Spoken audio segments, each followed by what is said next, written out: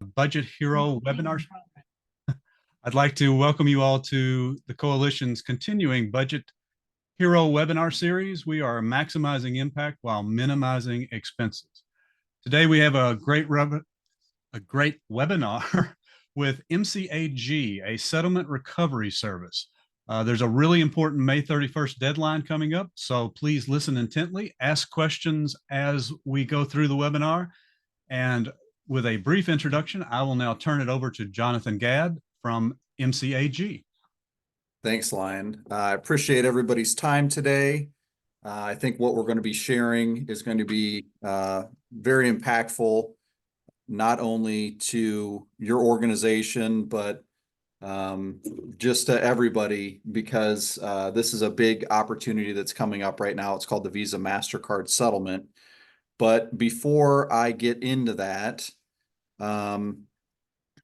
I want to just give you a little background about our company in general and our service in general. We are a partner of the Coalition, a longstanding partner of theirs, probably going back, I want to say pre-COVID, believe it or not.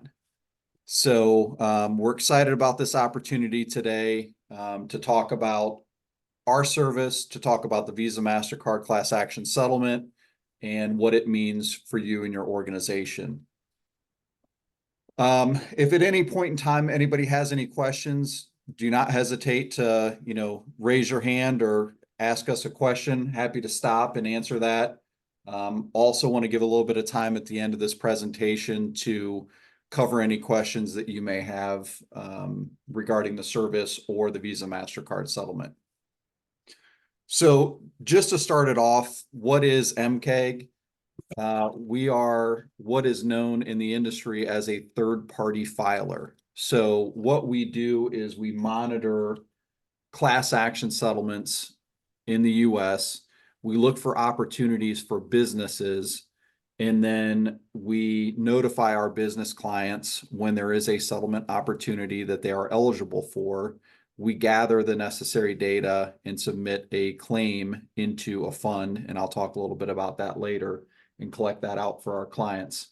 One thing that we do not do is we do not create or bring class action settlements. I've had people ask me before, are you guys kind of like ambulance chasers? We are certainly not. We're only looking for funds that are already set up, settlements that are already settled, and are ready for collection. So you don't have to worry if you work with MCAG. We're not going to, work with you to bring a class action settlement. If that's something that you're interested in doing, I'm sure we may be able to point you in a direction that may be beneficial, but that's not something that we do. So we are a company that focuses on partners, and that's how we get to our clients. The Coalition being one of our many partners, but certainly one of our best and longest partners. Our fee structure is a pure contingent fee structure. There's no upfront fees. We only get paid when the money actually pays out from the settlement. And there is a discounted rate for Coalition members. We have a good track record of recovering money for our clients. To date, we've recovered over 300 million. And we think after the Visa MasterCard settlement, that number is going to be over $1 billion for our clients. As far as class action recovery experts, we are certainly one of the longest and strongest third-party filers in the industry, both by the time that we've been in this industry, the amount of settlements that we filed into across a broad spectrum of settlement types, and then the types of organizations, our reach. To date, we have over 400,000 business locations as clients in the US. So speaking about our clients, we have clients that range from your mom and pop stores all the way up to iconic brands, retail brands. We have over 100 colleges and universities, which is most important to this conversation. A lot of those have come to us through our partnership with the Coalition. And we'll talk a little bit about why it's important for colleges and universities to register or just be aware of the opportunities that are out there for their organization, because there are opportunities that hit multiple times a year. These settlement opportunities are, range anywhere between the tens of millions of dollars up to the billions of dollars. And as we look out, we MCAG look out into the future, we're seeing more settlements that are litigating and settling in the billions of dollars by way of the funds that will be available for class members. So what do we see? Why do we see class action settlements? Most of the reason behind that is price fixing, or bad compensation. The other thing that we see a lot of is manipulation of markets, whether it's financial markets or other types of markets. And, the defendants never admit to any wrongdoing, but they do settle for large sums of money. And the reason they do that is just so that nobody comes after them going forward for that issue. Clients always have the opportunity, or I should say class members always have the opportunity, and as do our clients, when we notify them of settlements, to opt out. Generally, if someone opts out, they either want to bring their own litigation, or they do not want to be bound by the terms of the settlement that are outlined in the settlement, both retrospectively, and most of the time with class action settlements, there is prospective relief or prospective changes that happen from that settlement. So it's important that a class member knows that they are a class member. They know the opt-out deadline in case they want to opt out and pursue something on their own. Again, rights are often surrendered unless you opt out. Most class action settlements, you need to submit a claim form into a settlement administrator on or before a filing deadline to receive any money out of the fund. However, if you do not opt out and you do not submit a claim into the settlement fund, you're not going to get paid, but you're still going to be bound by the terms of the settlement as a class member. One of the things that's important to note is that funds are usually exhausted with these class action settlements. Most of the time with the class action settlement, there is a fund. It's a set dollar amount. We've only, in the past almost 20 years now, we've only seen probably 2 or 3 settlements where it's an open fund settlement, where you get paid X portion of whatever damage occurred to you. But most of the time, what we see is a set fund settlement, and everybody gets a pro rata share. What I mentioned, and you'll see it on the next slide, is that higher education organizations are often available for class action settlements because they could hit a number of different sectors that are covered in class action settlements. And I'll cover that here momentarily on the next slide. So at MCAG, we generally bucket class action settlements into 4 main types. There's the healthcare side, so insurance claims. We generally see insurance claims for healthcare reimbursement for procedures that are not paid correctly, and there are settlements based on that. If your college or university has a hospital or something in healthcare tied to the organization, then you would be eligible for those settlements when they come along. There are pharmaceutical and benefit plan settlements. We see those probably a half dozen times at least per year. Most of the time, those settlements can be state specific because of consumer protection laws that each state may have differ. But most of the time, those class action settlements have to do with efficacy of drugs, the fact that a generic was blocked, and these pharmaceutical companies will set aside funds for organizations to go and collect out of. And for that, it's generally, if you had an employee benefit plan, a drug plan, you are a class member because you paid X amount for a drug and it should have been a lot cheaper under your employee benefit plan, and you can collect out of that. One of the areas that we see organizations like higher education, if they do have hospital system or hospitals associated with the university, they can double dip sometimes into these pharmaceutical benefit plans. One, for their benefit plan, and two, if they had a pharmacy, an in-house pharmacy, they can file sometimes for their pharmacy on drugs purchased on behalf of their pharmacy and not just their benefit plan.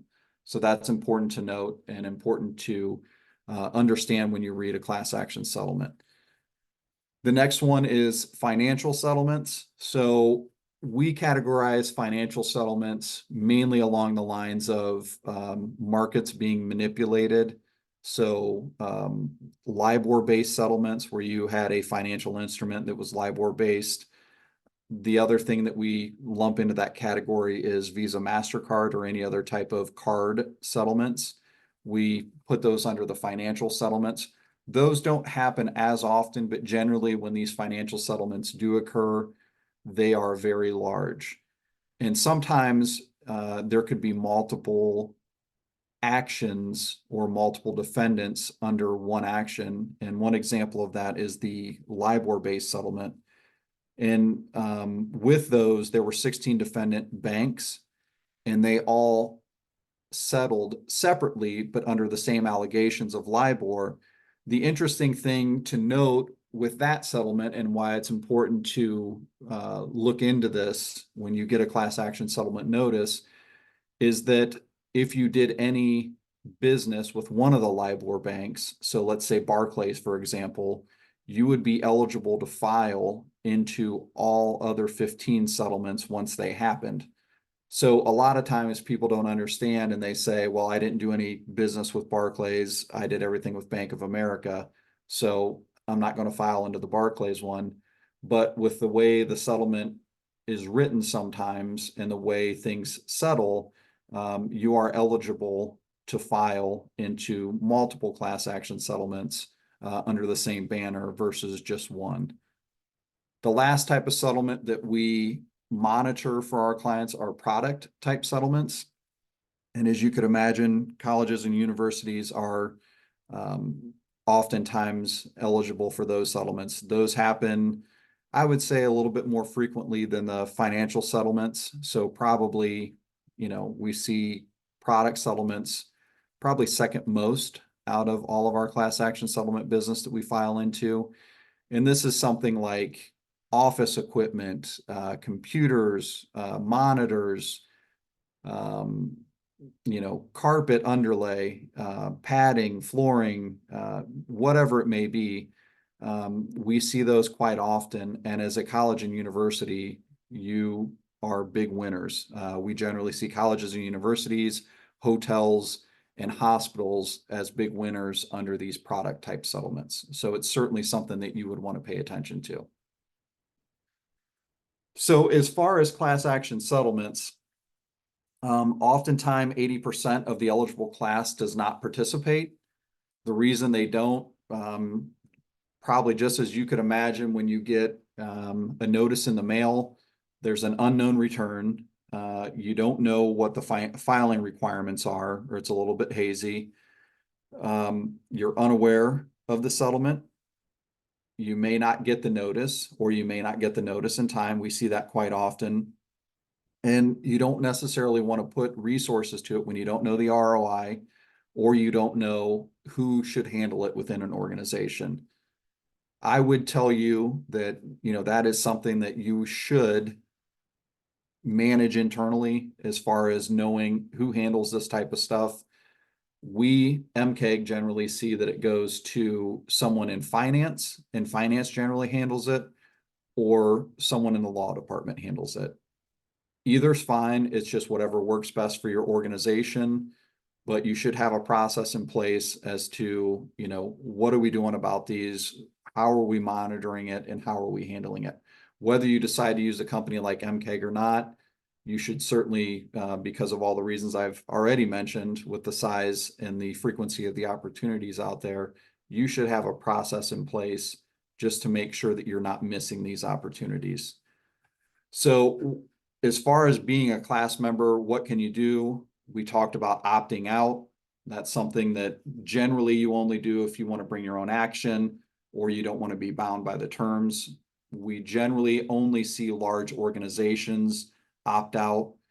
You can file on your own, and that's, again, that is fine. You just need to make sure that you have a point person internally that's going to champion managing this.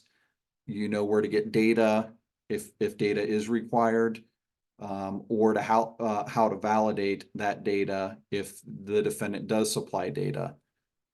Your third option is hire a third party. That's where we come in. We are a third party. We are a little bit unique with our partnerships, both with associations like the Coalition, but also with our partners that can aggregate data and give us data. In a couple examples of that would be for the Visa MasterCard settlement, we have a number of card processing partners that can provide us historical data.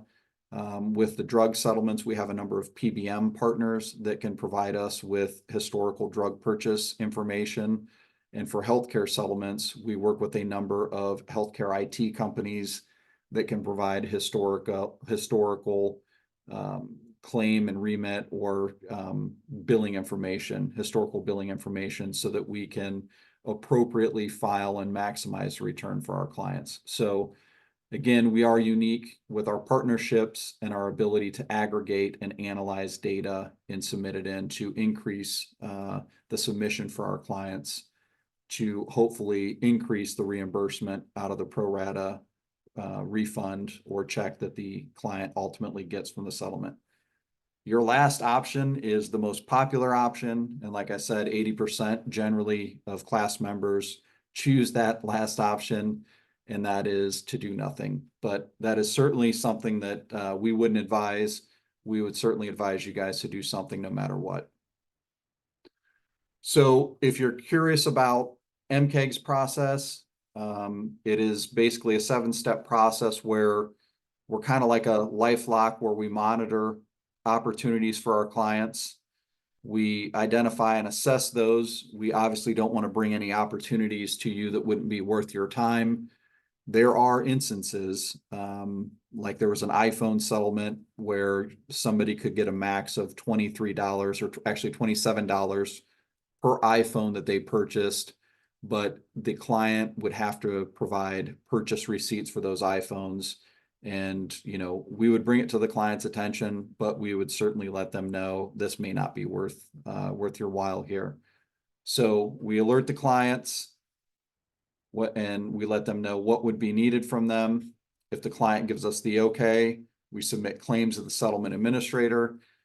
After the claim filing deadline, believe it or not, there is a lot of back and forth with the settlement administrator to, we call it cure a claim or perfect a claim. So if there are any questions about a claim that was submitted, we work with the settlement administrator generally after the claim filing deadline to work through any details that are missing or any additional information that would be needed. And then we recover the gross proceeds and do an audit on the payout, and then we distribute the net proceeds to the client, less our contingent fee. As far as registering for our service, it's pretty easy and straightforward. We have a registration site and a 6-digit code that's specific to the Coalition, so that Coalition members could get a discounted rate. It takes 5 minutes or less to provide just general demographic information. And then once you do that and click submit, there is a registration confirmation that comes back to the client. It gives them a copy of their contract, and it gives them also notification on how they can register for what we call our hub. And our hub is really just a secure client interface where a client can log in and see all of their information. They can update any information that they need to update as far as, let's say new tax IDs, or, perhaps they bought an entity, or a change of contact that they want to update there. So that can all be done through our hub. We try to make it very easy and straightforward for our clients, so that they can see at all times kind of where things are at. whether it's what claims have we filed into what settlements, what's the status of those settlements, etc. The other thing that we do is we provide at least quarterly updates to our clients on the status of settlements so that they can get an overview of what's out there, whether or not that, they are eligible. And if there's anything that we need them to act on, you can kind of see the act now buttons there next to the opportunity. But we do that at least quarterly. We generally have quarterly calls with our clients just to, get updates from them, give them updates on status of opportunities out there, as well as status of opportunities that we've filed into. And generally, just so you guys know, generally class action settlements take about a year or so to pay out after the claim filing deadline. So there's always a little bit longer of a tail.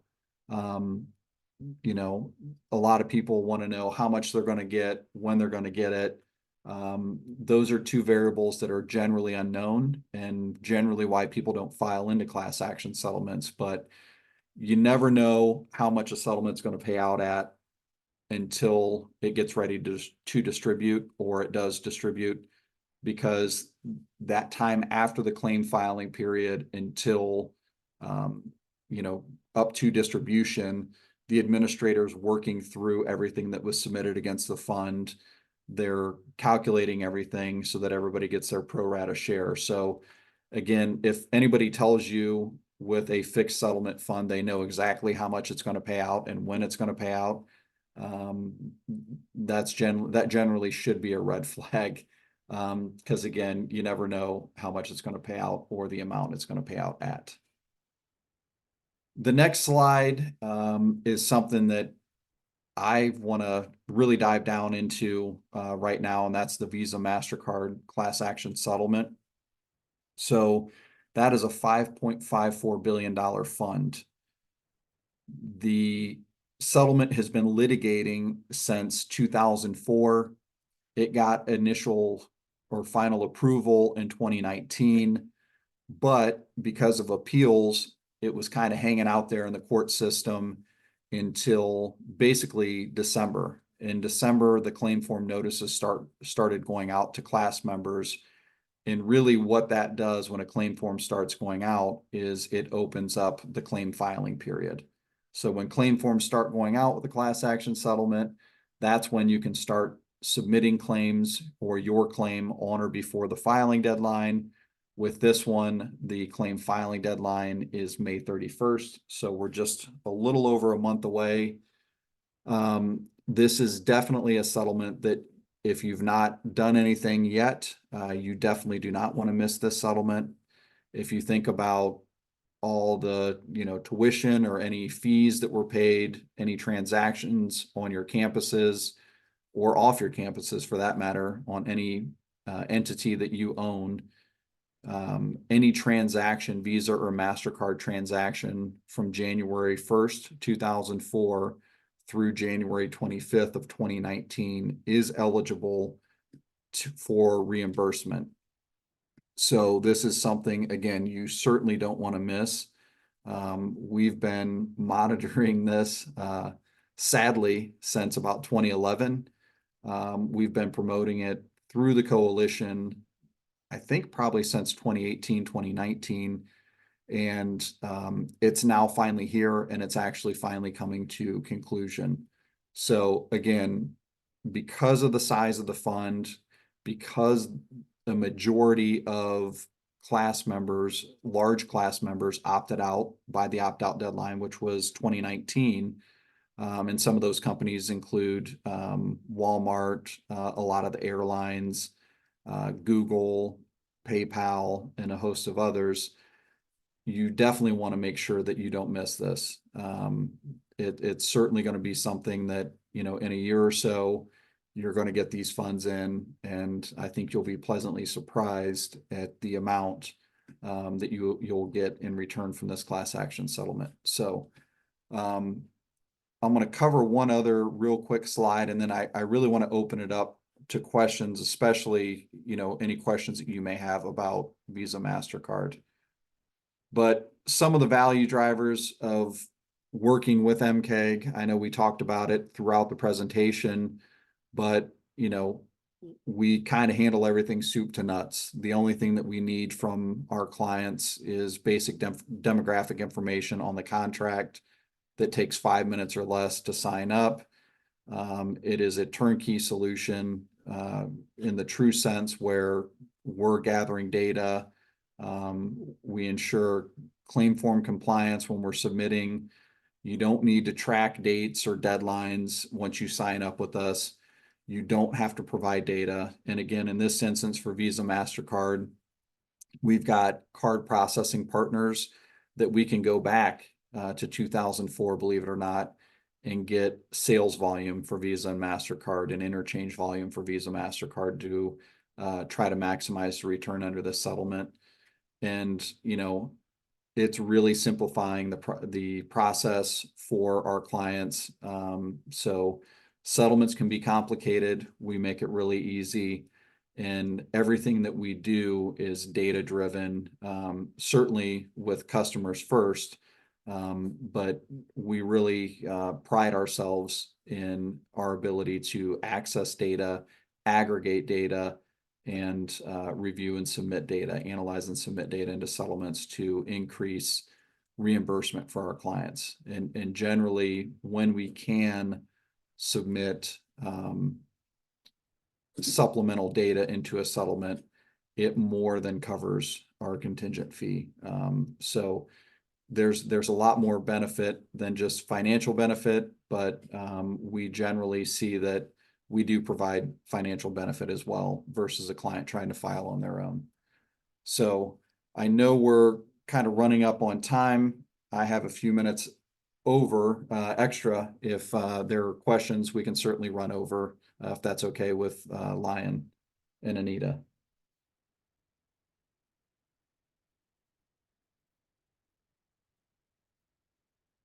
Does anyone have any questions?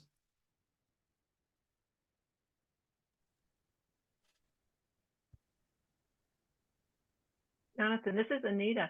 Did you share what your contingent fee is under the coalition agreement? I did not share that, but generally our fee is 25%, but the coalition fee is 20%. And the majority of our competitors, any other third-party filing companies, generally are at 30% and above. But that's a great question.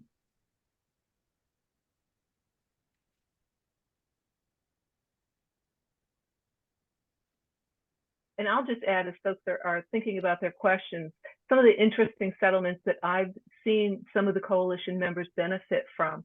Things like things you wouldn't think of, like EpiPens and monitors, like Jonathan mentioned. One time there was a computer monitor settlement that some of the coalition schools got some funds back from.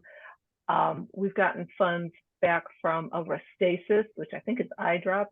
It's just things that you probably would not hit your radar otherwise. And it's nice for these schools. These schools have commented how nice it is that MCAG just takes care of this for them and they don't need to think about it. Yeah, that's a good point. And as I mentioned, we will give you reporting, as much reporting as possible, or as much reporting as you would like, I should say. Our clients, we let our clients dictate the frequency of our calls. We generally like to have at least one quarterly call with our client. We always send out communications at least quarterly, as far as, just standard quarterly communications. But if there are any developing stories or developing settlements or, breaking news, if you will, on class action settlements, we reach out to our clients immediately to make them aware of that opportunity. But, it's definitely not a business that I pictured myself being in. It's an odd business. I've been in it almost 20 years now. But it is certainly a fun business because I have the opportunity of working with clients and bringing off budget revenue to them. So that is certainly something that our clients appreciate, and it really makes us happy that we're able to do that for our clients. Jonathan, we have a question through the chat. It is, are the state associations, in essence, the actual members of the coalition, state association offices, are they eligible to submit claims? Yeah, if absolutely, because they're a business, right? So an association is a business. It depends on the settlement. That would be a settlement by settlement basis, but we do have associations as clients as well. So for Visa, MasterCard, if they ever took any dues that were paid with Visa and or MasterCard from 2004 through 2019, they are certainly class members and should file into the settlement.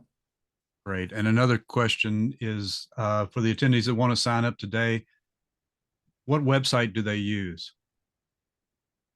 They can go to mcagregister.com and then click or enter in CCCS 50. And that will give them the registration site with the discounted rate. Fantastic. And about a 5 to 10 minute process. Yes. Yep. Or less. I think the biggest area that people get caught up on is knowing their tax ID, believe it or not. We've gone through, we have a website analytics tool, and people always get caught on their tax ID. So unfortunately, we need that for settlements. But if you have your tax ID, it makes it even faster. Are there any other questions?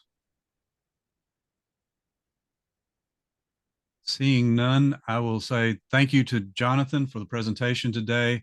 Make sure that you all are budget heroes. Sign up for MCAG services.